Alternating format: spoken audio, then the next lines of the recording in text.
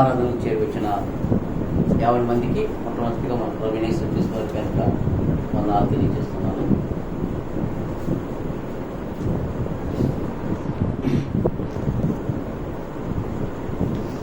నేటి మనము ఆలోచించబోయే పాఠము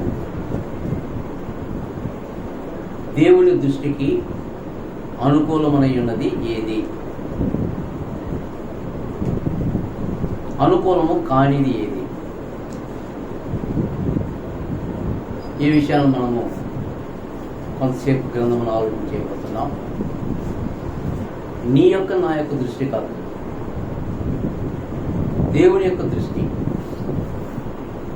ఆయన దృష్టికి ఏది మంచిది, ఏది మంచిది కాదు, ఈ రెండు విధానాలని మనము నెగిటివ్ పాజిటివ్ సెన్స్లో మనం ఆలోచించేద్దాం. ఈ పాఠాన్ని మనము ప్రారంభించుకున్నకు దేవుని యొక్క గ్రంథంలో నుండి ఒక వాక్యాన్ని మనం చదువుకుందాం. పౌలు గారు తిమోతికి రాసిన మొదటి పత్రికలో, తిమోతికి మొదటి పత్రిక 2వ అధ్యాయంలో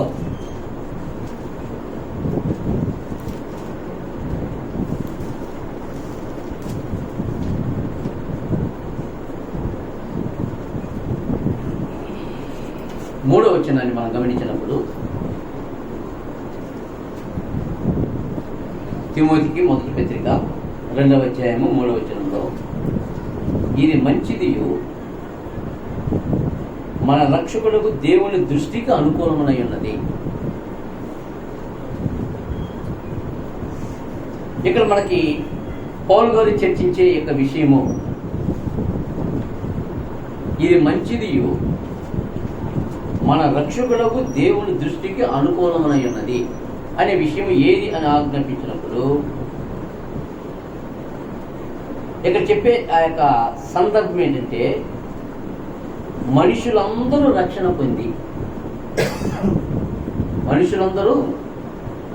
పొంది సత్యంలో కూర్చిన అనుభవ జ్ఞానం గలవారై ఉండవలెనని ఇచ్చించుచున్నాను.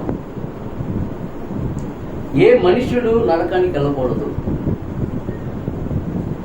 నరకమంతా మనకి గ్రంథం వివరించింది దేవుని యొక్క కోపము, ఏమి కలపబడని దేవుని యొక్క కోపము నరకం. అందులో మానవుని పంపించక మునుపు దేవుడు ఏ మానవుడు తాను చనిపోయిన తర్వాత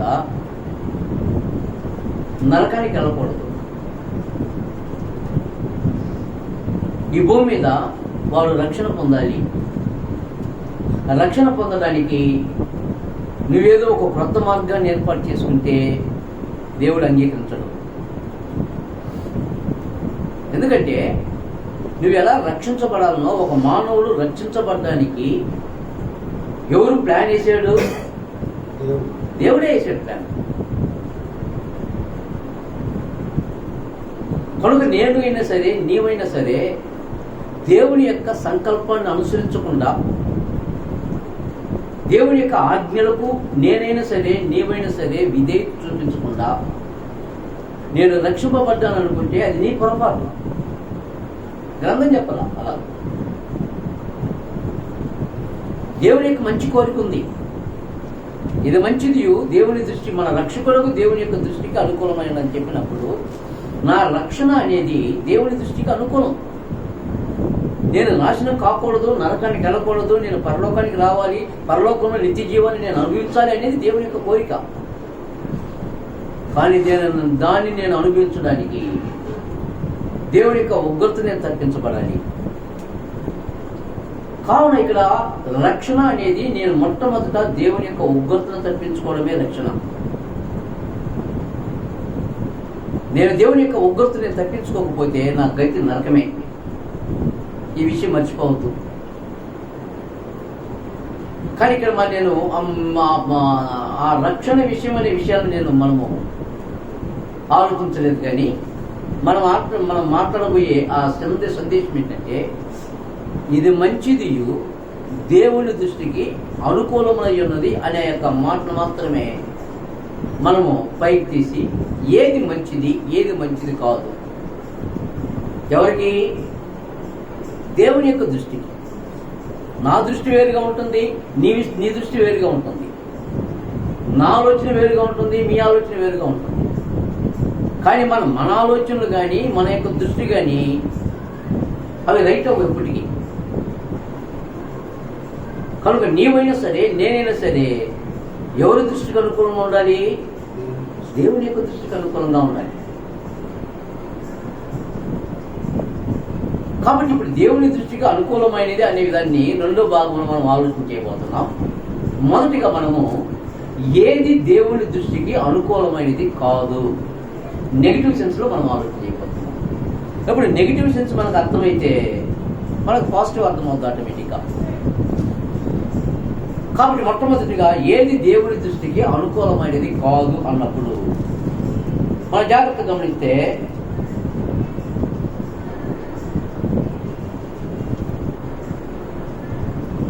ఆదిలో మొట్టమొదటి కుటుంబము ఆదాము హవ్వలు. వారు దేవుని యొక్క ఆజ్ఞను మీరి, వారు దేవుని యొక్క నిబంధనలను ఉల్లంఘించి ఒక దుర్బోధన విని దేవుని యొక్క శాపానికి గురయ్యారు. అలాగే దేవుని యొక్క శాపానికి గురి అయిన ఈ మానవుడిని దేవుడు ఏదేలో ఉంచలా, చెప్పేశాడు, ఇదిగో ఆదాము మనలో ఒకని వంటి వాడయ్యాడు, కాబట్టి నిబంధన మీరిన వాడు, ఆజ్ఞను అతిక్రమించిన వాడు దేవుని యొక్క ఆవరణంలో తోటలో ఉండడానికి వీల్లేదు. కాబట్టి అతను చేయి చాసి జీవవృక్ష ఫలాన్ని కూడా తిని అతను నిరంతరం జీవించవచ్చు. మరి ఆ కార్యము ఓడిపోయిన వాడు, నిబంధన మీరిన వాడు, ఆజ్ఞను అతిక్రమించిన వాడు జరిగించుకోవడానికి పడింది. కాబట్టి ఆదామును హవ్వను ఏం చేశాడు? దేవుడు ఏదేను నుండి బయటికి వెళ్ళగొట్టేశాడు. వారికి లోకం తెలియదు, వారు దేవుని యొక్క ఆధీనంలో ఉన్నవారే. పైగా వారి గురించి తెలియజేసినప్పుడు వారు సిగ్గు నెరుగుక దిగంబరులై ఉన్నారు. ఎంతకాలం ఉన్నారో మన గ్రంథం చెప్పలా. వారు దేవుని యొక్క ఆజ్ఞలను మీరేంత వరకు దిగంబరులనే ఉన్నారు. ఇప్పుడు మంచి చెడ్డలు తెలుసున్న తర్వాత వారు తమ సిగ్గులు కప్పుకోవడానికి బట్టలు ఎవరు పుట్టించాలి? తనకు తెలియదు. వాళ్ళకి తెలిసిందల్లా పెద్ద పెద్ద ఆకులు కప్పుకున్నారు. ఆకులు కొనసాగించడానికి వీల్లేదు కనుక దేవుడే వారికి చర్మపు చొక్కాలు గుట్టించారు. మహోన్నతుడు వారికి మొట్టమొదటిగా వారికి చర్మ చొక్కాలు వేసి అక్కడ నుండి పంపించేశాడు. కాలక్రమంలో భార్య భర్తలుగా వారు మొట్టమొదటి ప్రసవం, తల్లి ప్రసవించిన కుమారుడు మొట్టమొదట ప్రపంచంలో ఎవరు?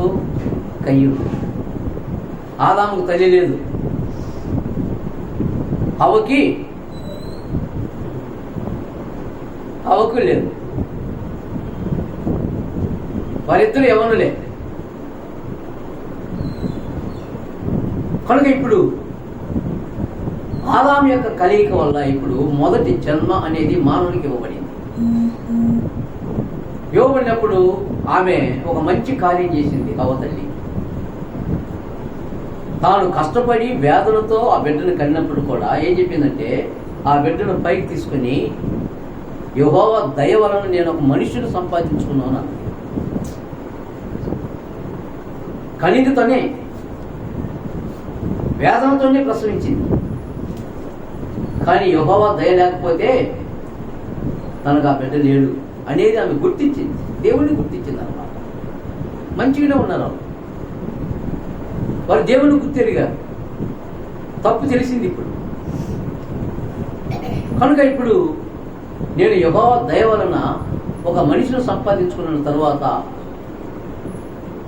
ఎంత అల్లారు ముద్దుగా పెంచుంటారో మొదటి బిడ్డ. అటు తర్వాత ఇంకొక అతను పుట్టాడు, అతనికి హేబేలు అని పేరు పెట్టుకున్నాడు. ఆదాముకు జన్మించిన వారిలో ఇద్దరిని చూపించాడు మనకి గ్రంథంలో. అటు తర్వాత కుమార్తెను కన్నాడు, కానీ వారి యొక్క లిస్ట్ ఇవ్వాల మనకి. ఇక్కడ చెప్పే సందర్భం జాగ్రత్తగా ఉంది. ఏది దేవుని దృష్టికి అనుకూలమైంది? ఒకవేళ ఆదాము సేద్యం చేయడానికి, పంటలు పండించడానికి తెలిసి తన మొదటి కుమారునికి ఏం చేశాడు? సేద్యం చేసే పని నేర్పించాడు. ఇప్పుడు వారికి పశువులు, గొర్రెలు, మేకలు, వాటి వల్ల ఆదాయం ఉంది, వాటి వల్ల జీవనం జరుగుద్ది, వాటి వల్ల మనము కుటుంబము పోషణకు సరిపోద్ది అన్న ఉద్దేశంలో వారు గొర్రెల్ని, మేకల్ని వాళ్ళని సంపాదించగలిగితే వారు ఎక్కడ కొనవసరం లే. దేవుడు ఇచ్చినవండి. వాటితో మందలు కట్టి ఆ మందకి కాపరుగా చిన్న కుమారుడు. ఇద్దరు కొంతకాలం అయింది, ఇద్దరు పెరిగారు. వారికి మంచి చెడ్డ తెలియనిచ్చే, మంచి చెడ్డలు వచ్చే వయసు వచ్చింది వాళ్ళకి. తన తండ్రి దేవుని దగ్గరకు వస్తున్నాడు. ఇద్దరికి ఆలోచన వచ్చింది, మనం కూడా దేవుని సన్నిధికి, నేను కూడా దేవుని సన్నిధికి వెళ్ళాలి. నా తండ్రి పోతూ కొత్త చేతులతో పోలా, ఏం చేస్తున్నాడు? ఏదో ఒక అర్పణ తీసుకెళ్తున్నాడు. ఈ ఆలోచనతో ఆదాము పెద్ద కుమారుడైన కయ్యను ఏం చేశాడంటే, తాను సేద్యపరచువాడు కనుక పొలం పంటలో కొంత తీసుకుని దేవుని సన్నిధికి వచ్చాడు. అదేలాగున హేబేలు కూడా దేవునికి ఇవ్వక ముందు వారికి ఆలోచన వచ్చింది. ఎవరికి? హేబేలుకి. ఏమైనా ఆలోచన వచ్చింది? దేవుడు మహోన్నతుడు, గొప్పోడు, ఆయన నేను సంతోషింపచేయాలంటే తన తొలిసూడు శ్రేష్టమని ఇవ్వాలి దేవునికి. విశ్వాసంతో నేను బలి అర్పించాలి అనే ఆలోచన ఎవరు? తన తండ్రి చెప్పాడో లేకపోతే తన తల్లి చెప్పిందో తెలియదు. హేబేలు అనే మాటకు అర్థం ఏంటంటే గౌరవించబడినవాడు, ఏదో పుట్టాడంతే. కయ్యుని ప్రేమ తల్లిదండ్రులకి, మొదటి కుమారుడు తల్లిదండ్రుల చేత ప్రేమించబడినవాడు, ఎదుర్చుండేవాడు, చూసినవాడు. మరి ఇలాంటి ధోరణిలో ఒక కుమారుడేమో పెద్దగా లక్ష్యం చేయాల తల్లిదండ్రులు, ఒక కుమారుడేమో గొప్పగా ఎంచుకున్నారు. ఇద్దరు దేవుడి సముఖానికి అర్పణ తెచ్చారు. తన తండ్రి చేసినట్టుగానే వీరు జరిగించారు. బలిపేట మీద కయ్యను తాను తెచ్చిన పొలం పంటలో కొంత దేవునికి బలి అర్పించి, అంటే దహనం చేశాడు. కానీ అందులో ఏం లేదు, విశ్వాసం అనేది లేదు. ఒకవేళ విశ్వాసం అని ఉంటే దాన్ని ఏం చేస్తుంది? ఇప్పుడు దేవుడు ఏం చేసి ఉంటాడు? దాన్ని అంగీకరించుంటాడు ఖచ్చితంగా. ఇప్పుడు ఆయన అంగీకరించినట్లుగానో అంగీకరించినట్టు ఎట్లా అంగీకరించాడో తెలియదు, మనకు తెలియదు ఎట్లా అంగీకరించాడో. అయిపోయిన తర్వాత హేబేలు తీసుకొచ్చేటప్పుడు దేవుని సముఖానికని తాను విశ్వాసంతో తీసుకొచ్చిన బలిని, తొలిసూలో పుట్టిన ఒక గొర్రె పిల్లని తీసుకొచ్చి కొమ్మిన దాన్ని దేవుడైన యెహోవాకు అర్పించాడు. ఆయన బలిని బట్టి అంగీకరించాల. అర్థమవుతుందా? నేను తీసుకొచ్చిన బలి దాన్ని బట్టి అంగీకరించను. నన్ను చూస్తుంటాడు, నాలో ఉన్న విశ్వాసాన్ని చూస్తుంటాడు. ఒకరిలో విశ్వాసం లేదు, ఒకరిలో విశ్వాసం ఉంది. ఇప్పుడు దేవుని యొక్క దృష్టి ఇద్దరిని చూసింది. సామెతల గ్రంథం ఒక మాట మనం చూద్దాము, 15వ అధ్యాయంలో. సామెతల గ్రంథము 15వ అధ్యాయము 3వ వచనం గమనించండి.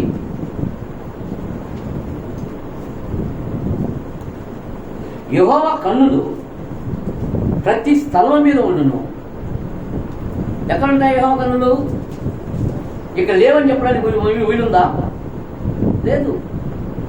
యెహోవా కన్నులు ప్రతి స్థలం మీద ఉండను, చెడ్డవారిని మంచివారిని అవి చూచును. చెడ్డవారిని చూస్తుంది ఆయన కన్ను, మంచివారిని కూడా చూస్తుంది. అదేలాగా ఇప్పుడు ఇద్దరు అన్నదమ్ములు తీసుకొచ్చిన అర్పణలో ఇద్దరు చూస్తుంది యెహోవా కన్నులు. ఎవరి యొక్క అర్పణలో విశ్వాసం ఉంది, ఎవరి యొక్క అర్పణలో విశ్వాసం లేదు అనేది దేవుడు మనం కొత్తగా చెప్పనవసరం లే. ఆయన కన్నులు ప్రతి చోట ఉన్నాయి. ఆయన మంచివారిని చెడ్డవారిని చూస్తున్నాయి. కాబట్టి ఇప్పుడు విశ్వాసంతో దేవుని యొక్క సన్నిధికి బలర్పించిన హేబేలు అంగీకరించబడ్డాడు. ఎప్పుడు హేబేలు యొక్క అర్పణ అంగీకరించబడిందో అన్నకి కోపం వచ్చింది. తీసుకొచ్చినప్పుడు అది సంతోషం ఇప్పుడు లేదు. బలి అర్పించేంత వరకు అర్పణ అయిపోయింది, దహన బలి మీద అర్పించేంత వరకు బాగానే ఉన్నాడు కయ్యను. ఎక్కడ మారిపోయింది? దేవుడు ఎప్పుడైతే తన తమ్ముడైన హేబేలు యొక్క బలిని అతని యొక్క అర్పణను అంగీకరించాడో వెంటనే తన యొక్క అర్పణను దేవుడు అంగీకరించలేదు అనేది తను ఇప్పుడు తెలుసుకొని ఏం చేశాడంటే దేవుడిని ఏం చేయలేదు. ఒకవేళ తమ్ముడు కోపంగా చూసి ఉండొచ్చు అక్కడే, కానీ ఆ కోపం ఏం చేసిందంటే ముఖం వికారమైంది. వికారమై ఇప్పుడు ఏం చేస్తున్నాడంటే దూరం వెళ్ళిపోయాడు. వెళ్ళిపోయిన వాడిని దేవుడు హెచ్చరించలేదా? కయ్యను, నీ కోపం ఎందుకు? నీ ముఖం చిన్నపుచ్చుకున్నావేమి? నీవు సత్క్రియ చేసిన ఎడలా తలెత్తుకోవా? ఇప్పుడు నువ్వు తలదించుకొని కోపంతో ఉన్నావంటే దాని అర్థం ఏంటి? నువ్వు సత్క్రియ చేయరా. సత్క్రియ చేయకపోతే నా దృష్టి నిన్ను అంగీకరించదు. అది నాకు అనుకూలమైంది కాదు, అనుకూలమైంది కాదు. ఎందుకు హెచ్చరించాడు? ఎందుకు హెచ్చరించాడు? తోసివేలా అర్పణ అంగీకరించిన దేవుడు, కానీ హెచ్చరించాడా? హెచ్చరించాడు. ఎందుకు హెచ్చరించాడు? సత్క్రియ చేయి, విశ్వాసంతో రా నా దగ్గరికి. విశ్వాసం లేకుండా దేవుని ఎదుగు వచ్చుట అసాధ్యం. దేవుని ఎదుగు వచ్చువాడు నమ్మి రావాలి, తనకు ఫలం దయచేస్తాడని. మరి నువ్వు ఆ రీతిలో రాలేదే, నువ్వు అర్పణ తేలేదల్లా, నువ్వు తెచ్చావు, కానీ ప్రయోజనం ఏమి? నా దృష్టికి అనుకూలంగా చేయలేదే. నీ ముఖం ఎందుకు చిన్నపుచ్చుకున్నావు? నీ కోపం ఎందుకు వచ్చింది? నువ్వు మంచి క్రియ జరిగిస్తే నువ్వు తల ఎత్తుకోవా? సో ఇప్పుడు యెహోవా కన్నులో ఇద్దరిని చూశాయి. ఆయన యొక్క కన్ను దృష్టి ఒక అర్పణ అంగీకరించడానికి కారణం ఏంటి? హేబేలు యొక్క అర్పణ అంగీకరించడానికి దేవుని దృష్టికి అనుకూలంగా ఉంది. కయ్యూను అర్పణే అర్పించిన ఆయన దృష్టికి అంగీకారం కాలేదు కాబట్టి దేవుడు దానిని విసర్జించాడు. వద్దుపో. కారణం ఏంటంటే విశ్వాసం లేకుండా నా యొద్ద నీకు ప్రతిఫలం దొరకదు. విశ్వాసం లేని ఏ కార్యమైనా సరే, అది ఆ రోజు కయ్యనే కావచ్చు, ఈ రోజు నువ్వు నేనే కావచ్చు.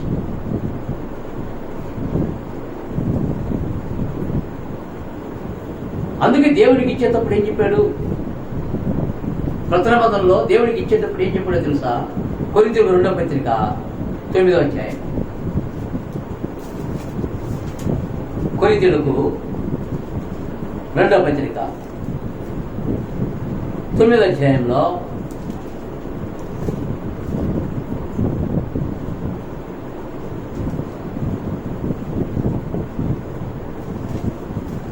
5వ వచనంలో ఒక దేవునికి మనము అర్పణలు కానుక రూపంలో ఇచ్చేటప్పుడు ఏం చేయాలన్నప్పుడు 4వ వచనంలో ఇక్కడ ఒక సందర్భం జాగ్రత్తగా గమనించండి. మీరు సిద్ధపడని ఎడలా. కాబట్టి దేవునికి నువ్వు అర్పణ అర్పించేటప్పుడు మనం ఏం చేయాలి? ఈరోజు ఆదివారం, నువ్వు అప్పుడప్పుడు జేబులు ఎత్తుకున్నప్పుడు అవసరం లే. నీ ఇంట్లో నుండి నువ్వు బయలుదేరేటప్పుడే నేను చెప్పేది అర్థమవుతుంది కదా. ఈరోజు ఆదివారం తెలుసు కదా, ఈరోజు నువ్వు దేవుడికి కానుకలు ఇవ్వాలని తెలుసు కదా, నేను అడుగుతున్నా దేవుడు అడగడు. మీరు ఇవ్వాల్సిన నేనైనా సరే నీవైనా సరే ఇవ్వాల్సిన దేవుడి యొక్క కానుక అనేది మొదటిగా మనం సిద్ధపడాలి. నిన్నంతా వెళ్ళ దేవుడు సిద్ధపడు దేవుడికి ఇవ్వడానికి. నీ మనసు సిద్ధపరచుకో. హేబేలు దేవుడికి బలి అర్పించేటప్పుడు ఎంతగా సిద్ధపడ్డాడో, సిద్ధపడి కాబట్టి కొవింతాన్ని ఎత్తికాడు. సిద్ధపడకుండా అలాంటి కార్యం జరుగుతుందా? జరగదు. ఈరోజు మనం హేబేలులా జాగ్రత్తగా మనం సిద్ధపడాలి. ఇచ్చే దేవుని యొక్క కానుక అది 10 రూపాయలే కావచ్చు, 100 రూపాయలే కావచ్చు, 10,000 కావచ్చు, లేదు కోటి రూపాయలు. నువ్వు సిద్ధపడకుండా ఇస్తే విశ్వాసం లేని కార్యమే అవుతుంది. కనుక ఇప్పుడు పౌలు గారు చెప్తున్నాడు కొరింథీయులో ఉన్న పరిశుద్ధులకి తెలుస్తూ, మీరు సిద్ధపడని ఎడలా, ఒకవేళ మాసిదోనియా వారు ఎవరైనాను నాతో కూడా వచ్చి మీరు సిద్ధముగా ఉండకపోవుట చూచిన ఎడలా ఈ నమ్మిక కలిగి ఉన్నందుకు మేము సిగ్గుపరచబడు. ఆ రోజు సహోదరులు సహాయం చేయడానికి గొప్పగా చెప్పారు కొరింథీయులు. పౌలా, నేను 10,000 ఇస్తా. ఇప్పుడు నేను 10,000 ఇస్తానని చెప్పినప్పుడు కొరింథీ సంఘంలో ఉన్న సహోదరులు సహోదరులు సిద్ధపడాలా వద్దా? సిద్ధపడాలా. పౌలు వచ్చిన తర్వాత సిద్ధపడటం ఏంటి? సిద్ధపడకపోతే ప్రభు ఒక సూత్రమే చెప్పేశాడు. ఎదుగో పెళ్లి కుమారుడు వచ్చున్నాడు, ఎదుర్కొన్నానంటే అని పెళ్లి కుమారు యొక్క తరపున స్వరం వినబడినప్పుడు 10 మంది లేచారు. 10 మందికి ఎన్నికలే, 10 మంది లేచారు, 10 మంది డ్యూటీలు వెలిగించారు. కానిలో సగం మంది డ్యూటీలు బాగా వెలుగుతున్నాయి. ఆరిపోకుండా వారి దగ్గర ఏముంది? నూనె ఉంది. మరి 5 మంది దగ్గర వెలిగింది, కొంతసేపు వెలిగింది. నడవలసిన మార్గం చాలా దూరం ఉంది, మధ్యలో ఆరిపోతుంది. ఇప్పుడు 5 మంది బతిలో ఆడుతున్నారు, అయ్యా మాకు కూడా ఇవ్వండి. దీని అర్థం ఏంటి? ఒకళ్ళేమో సిద్ధపడ్డారు, మరొకళ్ళేమో సిద్ధపడని వారు. మీ నూనెలో మాకు కొంత ఇవ్వండి. వాళ్ళు చెప్పేశారు, ఈ నూనె మాకు ఇద్దరు సరిపోయేంత నూనె లేదు నా దగ్గర, మా దగ్గర. మేము మన ఇద్దరు సర్దుకుంటే నువ్వు బాలేవు, నేను బాలేవు. సిద్ధపడకపోతే అంత డేంజర్ ఉంది సుమా. కాబట్టి ఈరోజు ప్రభు దినమని దేవుడి సంకోలు నేను కానుక ఇవ్వాలి అనేది నీ యొక్క మనసు సంబంధించింది. నిన్ను ప్రోత్సహించడం కాదనమాట, ప్రేమతో జరిగించాలి కార్యం. ప్రేమతో జరిగించాలన్నా దేవుడు చేయలేదా? దేవుడు జరిగించలేదా? దేవుడు లోకమును ఎంత ఎంత చెప్పండి, చెప్పలేము. ఎంతో దేవుడు లోకమును ఎంతో ప్రేమించను, కాగా తన అద్వితీయ కుమారుడిగా పుట్టిన వారి యందు విశ్వాసముంచు ప్రతి వాడు నశింపక నిత్యజీవం పొందడానికి. నువ్వు అడిగావా నిత్యజీవం కావాలని? అడిగమ్మా. అన్యులు మనం చెట్లకు, శ్యామలకి, పుట్లకి, గుట్టలకు ముఖ్యవారు. ఈరోజు నిత్య జీవనం అనిపిస్తున్నామంటే దేవుడి యొక్క ప్రేమ మనకు అర్థం కావాలి కదా. తన కుమారుని పంపించడంలో మనం అడిగే పంపించాడా దేవుడు ప్రభుని? కాదే, ఆయనే మొదట మనల్ని ప్రేమించను, మనం ఆయన ప్రేమించిన పని కాదు. మనం ప్రేమించిన దేవుణ్ణి, దేవుడు మనల్ని ప్రేమించాడు. మన స్థితి ఏంటి? భక్తిహీనులము, పాపులు, శత్రులు. మన శత్రువులు మనం మన్నిస్తామా? మన శత్రువులకు మేలు చేస్తామా? గుడి మీద చేపెట్టుకుని ఆలోచన చేయాలి. కానీ దేవుడు ఏం చేశాడు? శత్రువులు ప్రేమించిన దేవుడు, శత్రువు కూడా నశించిపోకూడదని ఆలోచించిన దేవుడు. అదే దేవుడి యొక్క మహాప్రేమ. ఆ ప్రేమకు మనం వర్ణించలేము. ఆ ప్రేమ యొక్క లోతు, ఎత్తు, పొడవు, వెడల్పుతో ఏ మానవులు ఊహించలేము. ఒక అందరి దేవుడి యొక్క ప్రేమ, ఒక అందరి క్రీస్తు ప్రేమ. కనుక మనం జాగ్రత్తగా ఆలోచన చేద్దాం. అలాంటి మహనీయుడు మనల్ని ప్రేమించి మన కొరకు పరలోకం వదిలిపెట్టేశాడు. మహావైభవము, పరలోకంలో దూతలు ఆయనకి సేవ చేసేవారు. క్రీస్తు యేసు కలిగిన ఈ మనసు మీరును కలిగి ఉందండి. ఆయన దేవుని స్వరూపం కలిగిన వాళ్ళండి. దేవునితో సమానముగా ఉండుట విడిచిపెట్టుకోలే భాగ్యం ఎంచుకోవాలా? పక్కన పెట్టేశాడు దాన్ని. దాసులు మనిషిని పోలికగా పుట్టి దాసుల స్వరూపం ధరించుకున్నారు. ఆయన ఆకారం ముందు మనుషుడిగా కనబడ్డాడు. దేవతగా కనపాల, మనుషుడిగా. ఎలాంటి మనుషుడిగా? దాసుల స్వరూపం, సేవ చేసేవాడుగా. ఎవరైనా దేవునితో సమానంగా ఉన్న లోకములు సమానస్తుడు. దేవునితో దేవునిగా మహిమను అనిపించిన వాడు. ఇవంతా ఏంటి జరిగిందంటే ప్రేమ చేత. ఆ ప్రేమకు నువ్వు ఎంత వెలగడతావు? మనం దేవుడికి ఇచ్చేదానికి నిజంగానే ఆలోచన చేస్తా ఉంటాం మానవ మాత్రులు. కాబట్టి కొరింథీ నేస్తున్నాడు, మీరు దేవుడికి ఇవ్వడానికి, నువ్వు దేవుడి యొక్క ప్రజలకు ఇస్తే దేవుడికి ఇచ్చినట్టే. నా పేరట ఎవరైనా ఒక పేదోడు ఇస్తే వానికి ఇంత మంచినీళ్ళు ఇస్తే మీరు దాని యొక్క ఫలాన్ని మీరు పోగొట్టుకోరని చెప్పేశాడు ప్రభు. గిన్నెలు నీళ్లు, ఒక గ్లాస్, మన భాషలో చెప్పుకుంటే ఒక గ్లాసు నీళ్ళు. అది ప్రేమతో జరగాలి. నువ్వు ఇచ్చే గ్లాసు నీళ్ళు కూడా విసుక్కుంటా కాదు, సనుక్కుంటా కాదు, అమర్యాదగా జరిగిన అర్పణ దేవుడు అంగీకరించడానికి అయ్యింది. ఆయన లక్ష్యపెట్ల విశ్వాసంతో జరిగించిన ఆ యొక్క క్రియని, హేబేలు యొక్క అర్పణను దేవుడు అంగీకరించాడు. దీనికి ఒకే కారణం, వారి యొక్క అర్పణ కాదు, మానవ హృదయాలు, అందులో నిలిచిన విశ్వాసం. చూసింది యెహోవా కన్ను, మరి మనం చూడదా? చూస్తుందా? చూడదా? ఖచ్చితంగా చూస్తా ఉంది.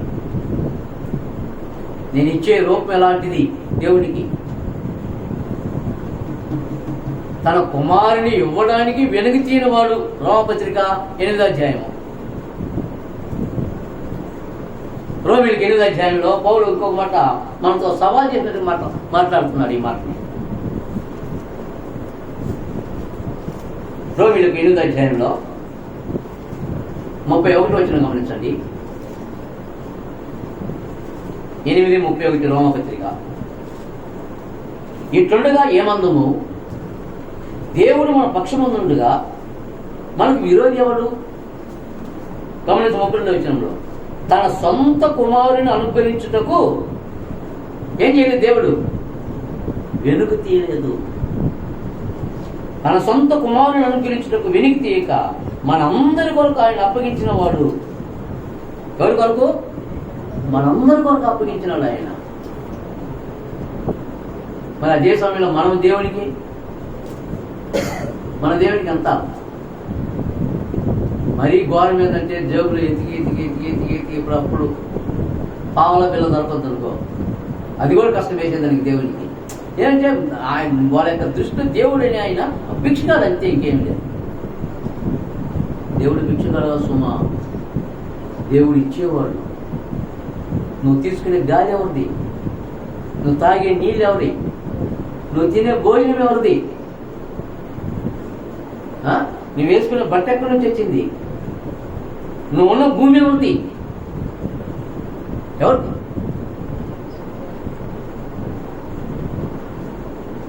ఉచితంగా ఎన్ని అనుభవిస్తున్నాం ఆయన ఇచ్చి. మనమేమిస్తున్నాము? దేవుడికి పావలా ఇస్తున్నాం. పావాలంటే తెలుసా మీకు? తెలియదు. ₹1 ఇస్తున్నాం. ₹1 ఇవ్వడానికి దేవుడు ఏమైనా భిక్షగాడ? భిక్షగాడు కాదు. దేవుడిని భిక్షగాడు చేయొద్దు. ఒకవేళ నీకు లేదు అనుకో, ఏమని దానికి కంప్లైంట్ చేసినారంటే, ప్రభు ఉన్నప్పుడు ఒక విధవరాలు ఎంత వేసింది? 2 కాసులే వేసిందండి. 2 కాసుల గురించి మాట్లాడాడు అక్కడ ప్రభు. మొత్తం తీసుకొచ్చి ఒక్కొక్కడు దక్షిణ భాగాలు వేసినారు. గర్వంగా చూస్తున్నారు, నేను ఇంతేసినా. కానీ ఒక పేద విధవరాలు, ఆమె అడుక్కున్నదో లేకుంటే ఎట్లా సంపాదించుకున్నదో తెలియదు, 2 పైసలు ఉన్నాయి.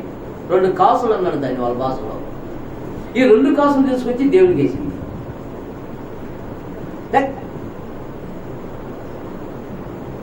ఒక తలం చేసినట్టు ₹10,000 వేసినాడు, ఆ 2 కాసులు చూసి ఏమనుకుంటాడు? ఈ ముష్టి డబ్బు ఎవరిగా దేవుడు తీసుకుంటా అని అనుకో ఉండొచ్చు. ప్రభులు ఇచ్చాడు, వాళ్ళ వైపు తీశాడు బాగా. మీ అందరికంటే ఈ అమ్మ చాలా ఎక్కువ వేసింది అన్నాడు. పెట్టండి వాళ్ళకి 3 అయిపోయి ఉంటారు. మేము 10,000 వేసినాము, మేము 20,000 వేసినాము, మేము అంత వేసినాము, మేము ఇంత వేసినామని చెప్పిన ఒక్కొక్కరు గుండెలు పోతున్నారు. ఏమి 2 కాసులు వేసింది ఎంత గొప్పదైంది? వాళ్ళకి అర్థం కాదా? ప్రభు యొక్క మాటలు వాళ్ళు గ్రహించలేకపోతున్నారు. అప్పుడు చెప్తున్నాడు ప్రభు, పిచ్చోదారా, మీకు ఇంత ఉందరా, మీకు నువ్వు ఎంత వేసావు అంతే. ఎంత వేసావు? ఇంత వేసావు. నీకు ఇంత ఉంది, నువ్వు ఇంత వేసావు. ఆమెకి ఇంతే ఉంది, ఆమె అంతా తీసుకొచ్చేసింది. అదే తేడా, ఇంకేం లేదు. దేవునికి ఇవ్వాలని వచ్చింది ఆమె, ఇతరులు చూడాలని కాదు. కాబట్టి మనం దేవునికి ఇచ్చే కానుక దేవుని దృష్టికి అనుకూలంగా ఉండాలి. అనుకూలం లేకపోతే కయ్య యొక్క అర్పణలా మనం విడివేయబడతాం. దేవుడి చేత మనం అంగీకరించబడం. కాబట్టి చెప్తున్నాడు, తన సొంత కుమారుని అనుగ్రహించడానికి వెనక్కి దేవుడు. మనం ఎన్నిసార్లు వెనక్కి తీసింది? మీరు తీసారో లేదు, నేను తీసిన. నేను సిగ్గుడి చెప్తున్నాను. మళ్ళీ ఆలోచన వస్తుంది, దేవుడికి ఇవ్వడానికి నేను వెనక్కి తీస్తేనే. మానవ మాత్రము మన యొక్క స్వభావం అనేది అప్పుడప్పుడు సాతానికి అప్పగిస్తూ ఉంటాం. తీస్తే ఎట్లా? మన కుటుంబం ఉంది కదా, అననీయ సభ్యురాలు అంగీకరించబడకపోవడానికి కారణం ఏంటి? అబద్ధం. ఎంతకైనా అదే ఎంత కాదు, ఇంతే. కానీ మేము కొంత దాచుకున్నామంటే పేతులు ఏమన్నా ఇంతే అంటే ఇద్దరు ఒకే మాట మీద పట్టుతో నిలబడ్డారు. కాబట్టి నిరాకరించబడ్డారు. దేవుని దృష్టికి అనుకూలమైంది చేయలే వాళ్ళు. కయ్యూలు ఒక రకంగా తప్పు చేస్తే అననీయ సభ్యురాలు మరొక రూపంలో తప్పు చేశారు. కాబట్టి మనం ఇచ్చే దేవుని యొక్క కానుక మొట్టమొదటి ఏం చేయాలన్నాడు పౌలు గారు? ఏం చేయాలి? మనం సిద్ధపడాలి. అప్పటికప్పుడు ఎత్తుక్కోవడం కాదు. దేవుని సంపూర్ణ ఆదివారం నాడు దేవుని మందిరానికి రాకమునిపే దేవుని యొక్క కానుక సపరేట్గా పెట్టుకో. ఇది మనం అందరం నేర్చుకుందాం. మన పూర్వీకులకు తెలియదు, దేవుని యొక్క మహిమ తెలియదు, వాళ్ళకి దేవుడు ఎవరో తెలియదు, దేవుడి యొక్క ప్రసన్నత తెలియదు, దేవుడి యొక్క సంకల్పం తెలియదు, చిత్తం తెలియదు. కాబట్టి వాళ్ళకి ఏదో. కానీ క్రీస్తు యేసునందున్న మనము దేవునికి ఇవ్వడానికి నువ్వు ఇచ్చే రూపాయలు కాదు, నీ యొక్క సిద్ధపడిన మనసు. నువ్వు సిద్ధపడకపోతే బుద్ధి లేని కన్యకల్లా నిరాకరించబడతాం మనం. అందుకు చెప్తున్నాడు, మీరు సిద్ధపడని ఎడలా ఒకవేళ మాసిదోనియ వారు ఎవరైనా నాతో కూడా వచ్చి మీరు సిద్ధముగా ఉండకపోవడం చూసిన ఎడలా ఈ నమ్మిక కలిగినందుకు మేము సిగ్గుపరచబడుతున్నాం, మీరు సిగ్గుపరచబడుతున్నావు. ఇక నేను చెప్పను ఎలా? కావున లోగడ ఇచ్చినమని మీరు చెప్పిన ధర్మము పిసినతనముగా అయ్యాక. అదిగోండి రెండో పాయింట్. దేవుడికి ఇచ్చేదంటే ఇవ్వాలి, ధారాళంగా ఇవ్వాలి, పిసినతనంగా ఇవ్వకూడదు. ఇది మన స్వభావానికి సంబంధించింది. దేవుడికి కానుక ఇచ్చేటప్పుడు ఎలాంటి కానుక? 10 సార్లు ఆలోచన చేస్తాం, పిసినతనంగా.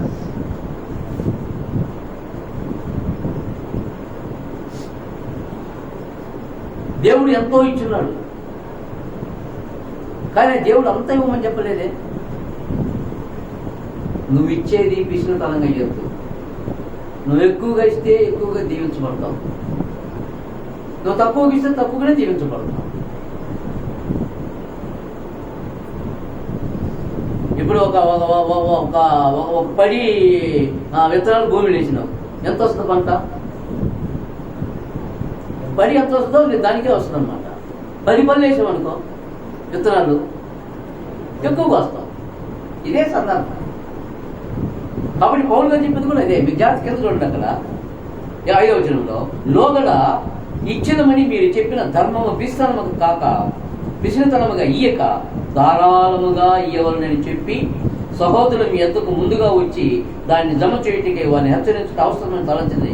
కొంచెముగా విత్తువాళ్ళు కొంచెముగా పంటపోయిను, సమృద్ధిగా విత్తువాళ్ళు సమృద్ధిగా పంటపోయినని ఈ విషయమే చెప్పవచ్చు.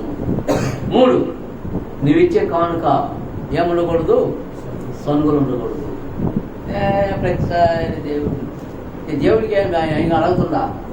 తినేది మీరే కదంటే. ఎన్ని సంఘాలలో ఆ మాటలు ఉన్నాయి తెలుసా? మనుషులు తింటున్నారు, మనుషులే తినేది, దేవుడు తింటున్నారు. నిజమే.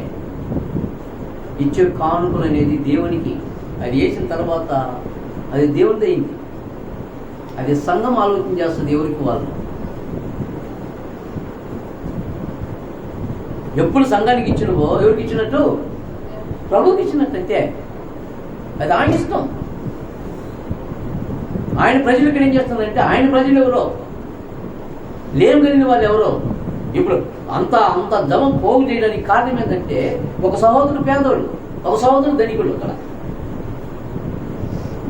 మాసిడోనియా ఉన్నవారు ఏం చేశారు? వస్తున్నారు. కొరింథీయులో ధనవంతులు ఉండొచ్చు, వాళ్ళు ధారాళంగా ఇవ్వకుండా సనుక్కుంటా ఇస్తే ఇచ్చేది ఖాయమే, కానీ మీకు దీవెన దొరుకుద్దా? ఎట్టో ఒకటి ఇస్తున్నారు. దీవెన దొరకాలంటే ఏం చేయాలి?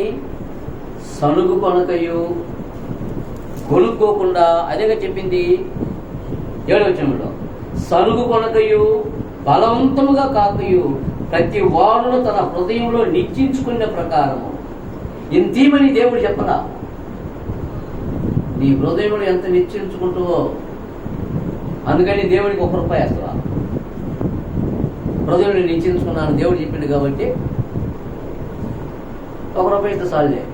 ఆ దేవుడికి చూడబోతాడా? అందరూ రాజు, మీరందరూ ఒక్కొక్క చెంబుడు పాలు తీసుకొని రమ్మంటే ఒకడికి మంచి ఆలోచన వచ్చింది. ఏమని? ఇంతమంది పాలు తీసుకున్నప్పుడు ఎంతోమంది పాలు తీసుకొస్తున్నారు, నా నీళ్ళేం కలపచ్చు అని చెప్పి నీళ్ళు తీసుకున్నారు. అట్లా ఉంటుందన్నమాట.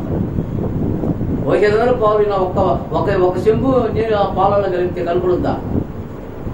రాజు కనపడదేమో కానీ దేవునికి యెహోవా కన్నులు ప్రతి స్థలం మీద ఉంటాయి. ఆయన మంచి వాళ్ళని చూస్తుంటాయి, చెడ్డవాళ్ళని కూడా చూస్తుంటాయి. ఆ విషయం మర్చిపోతా ఉంటాం మనం. ఎన్నిసార్లు నీళ్ళు కలిపామో పాలకపోదు, ఎందుకంటే దేవుడు చూడడు కాబట్టి. అనుకూలం కాసుమా దేవుని దృష్టికి, ఆయన దృష్టికి అనుకూలమైనవి కయ్యూనైనా దేవుడు అంగీకరించడు. కయ్యూని అంగీకరించిన దేవుడు ఆయనకి ఇష్టమైన కార్యము, విశ్వాసం లేకుండా జరిగించిన కార్యము నువ్వేం చేస్తే అంగీకరిస్తాడా? ఆయన దృష్టికి అనుకూలం కానిది 3 విషయాలు ఆలోచన చేశాము ఇక్కడ. 1, నేను దేవుడికి ఇవ్వడానికి నేను సిద్ధపడాలి. 2, పిసినతనంగా ఉండకూడదు. 3, నేను ధారాళంగా సనుకొనకుండా బలవంతం కాకుండా హృదయపూర్వకంగా ప్రకారం ఇవ్వాలి. 4, దేవుడికి ఇచ్చే కార్యము, దేవుడికి ఇచ్చే ఆ పైసా ఉత్సాహంగా ఇవ్వాలి. ఎలా మరి? ఉత్సాహంగా, ఆనందము తేవాలి. దేవుడితో లెక్కట్టుగా మనం అనుభవించేది అంత ఇంత కాదు. ఈరోజు మనం అనిపిస్తున్నామంటే నువ్వేం తీసుకున్నారా ఇక్కడికి? యోగు గారు తెలిపినట్లుగా ఏమని చెప్పి ఎట్టొచ్చాం మనం? నేను దిగంబరిని వచ్చి తిని దిగంబరిగానే పోతా. బిల్ గేట్స్ ఎట్ట పోతాడు? వచ్చేటప్పుడు ఏమైనా తీసుకొచ్చినాడా? లక్షల కోట్లు ఏమైనా తీసుకొచ్చినాడా? లేదు. ఇక్కడి నుంచి తీసుకొని పోడు. మనం ఈ లోకానికి వచ్చినప్పుడు ఏమి తేలా పోలుగా చెప్పేశాడు తిరుపతి బతికులని. మనం ఈ లోకానికి ఏమి తేలా, ఇక్కడ నుండి ఏమి తీసుకుని పోము. కాగా అన్న వస్తువును కలిగి సంతుష్టి సహితమైన దైవభక్తి, అది గొప్ప లాభసాధనం అనుకుని ఎంచుకుంటాం. దేవుని దృష్టి అనేది జాగ్రత్త, అనుకూలం కానిది. కయ్యూని అంగీకరించాల కారణం ఏంటంటే దేవుని దృష్టికి అనుకూలం కాని అర్పణ తీసుకొచ్చింది. అంగీకరించబల్ల ఈ కయ్యూను కారణం ఏంటంటే అర్పణ కాదు ప్రాముఖ్యం. తన మనస్సు, తన క్రియలు దేవుని దృష్టికి అంగీకారం కావాలి. కయ్యూని వదిలిపెట్టిన దేవుడు నిన్ను వదిలిపెడతాడా? వదలని దేవుడు మనల్ని వదలడు. అందుకే చెప్తున్నాడు, నేను దేవునికి కానుక ఇవ్వాలంటే లాజిక్ పాయింట్స్ వద్దు మనకి. ఆ విధవరాలు 2 కాసులు ఇచ్చింది, నేను 2 కాసులు ఇస్తానంటే అది అంగీకరించబడి అక్కడ దేవుడు తన కుమారుని చేత తన ఆమె మనసుని చూపించాడు. అది ఆమె చూడు తనకున్నదంతా వేసి, మీరు ఎక్కువ దాంట్లో మీరు కొంత వేసినారంతే, కానీ ఆమె తన కలిగినదంతా వేసింది. మనసు కారణం. కాబట్టి నువ్వు ఇచ్చే కార్యం ఎలా ఉండాలి? ప్రేమతో జరగాలి. నువ్వు ఇవ్వబోయే కానుక అనేది మొట్టమొదటిగా నువ్వు సిద్ధపడి ఉండాలి. రెండో విషయం ఏం చేసాము, ఆలోచన చేసాము. సిద్ధపడిన తర్వాత అది పిసినతనంగా కాకుండా ధారాళంగా ఇవ్వాలి. 3 సనుక్కొనకుండా బలవంతముగా కాకుండా దేవునికి ఉత్సాహకరంగా ఇవ్వాలి. అలాగ చేసినప్పుడు దేవుడి యొక్క దృష్టి మనం చూస్తుంది, దీవించబడతావు. ఇది మంచిది, దేవుని దృష్టికి అనుకూలమైంది. నేను ఒక పాయింట్తో ఇప్పుడు నిలబెడుతున్నా. నేను మరి 2వ పాయింట్ ఆలోచిస్తే మరిగా ఒక అర్ధగంట ఎక్కువ లాగుతుంది. కాబట్టి ఈ పూటకి మనకు చాలు. కనుక జాగ్రత్తగా ఇది మంచిది, దేవుని దృష్టికి అనుకూలమైన చెప్పిన తర్వాత రక్షణ విషయంలో పౌలు గారు మాట్లాడినప్పుడు ఆ మాట మాత్రం మనం తీసుకొని ఏది మంచిది దేవుని దృష్టికి, ఏది మంచిది కాదన్నప్పుడు ఆదిలో జరిగిన దేవుని యొక్క సన్నిధిలో ఏదేనిలో అర్పణ, కయ్యూను హేబెలు తీసుకొచ్చిన అర్పణ. ఒక అర్పణ దేవుడు అంగీకరించలేదు, మరొక అర్పణ దేవుడు అంగీకరించాడు. అర్పణ అంగీకరించడానికి కారణం ఏంటంటే మానవ మనసు. ఒకరిలో విశ్వాసం ఉంది, మరొకరిలో విశ్వాసం లేని పరిస్థితి. కాబట్టి విశ్వాసం గల బలిని దేవుడు అంగీకరించాడు. విశ్వాసం లేని పొలం పంటలో కొంత దేవుడు అంగీకరించకపోవడానికి కారణం కయ్యూని యొక్క చేష్టం, ఆలోచన, పద్ధతి, విశ్వాసం లేని యొక్క బలి. మనము దేవుని చేత పిలువబడిన వారిని. ఈరోజు మనం దేవునికి ఇవ్వాలి, ఇస్తున్నాం. ఆ ఇచ్చేటప్పుడు జాగ్రత్త, సిద్ధపడకుండా ఇవ్వద్దు. ఇది దేవునికి అని చెప్పి సపరేట్గా ఇస్తుంది. రెండో విషయము, ధారాళంగా పిసింతనంగా కాకుండా ఉత్సాహంగా ఈ దేవునికి. మూడో విషయము, ఉత్సాహం ఇచ్చిన తర్వాత ఏం చెప్తున్నాడు? సనుగొద్దు. నేను ప్రతిసారి దేవునికి ఇంతేమని అంటున్నారు. సనుగొద్దు. నువ్వు సనుగడం వల్ల నీకు మేలు జరగదు. దేవుడు అసలు సనుగును అంగీకరించడు. ఇశ్రాయేలుకి దేవుడు ఇప్పుడే చదివాం, పగట్లో మేఘస్తంభం తన ప్రజలు ఎండకు తగలకుండా, మాడిపోకుండా,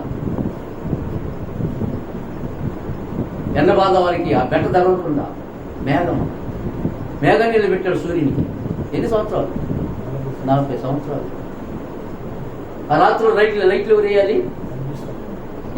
లైట్లు 40 లక్షల మందికి. రాత్రి పూట అగ్ని లైట్ కాంతిలాగా 40 సంవత్సరాలు ఇచ్చాడే. ఏమి వాళ్ళు ఇశ్రాయేలీయులు ఎందుకు రాలిపోయారు? బయలుదేరిలో రాలిపోవడానికి కారణం ఏంటంటే వాళ్ళ సనుగులు. వారు విసిగించారు మహోన్నతుడిని. వారు కేవలం తిండి కొరకు సనిగారు, నీళ్లు లేవని సనిగారు. సముద్రాన్ని చీల్చి నీళ్ళని చీల్చి బయటికి తీసుకొచ్చిన వాడు నీళ్ళు నివ్వలేడా? ఎందుకు విశ్వాసం లేకుండా పోయింది? వాళ్ళు రాలిపోవడానికి కారణం ఏంటి? ఏప్రిల్ పత్రిక 3వ అధ్యాయం ఒక మాట చదువుకోండి, ముఖ్యంగా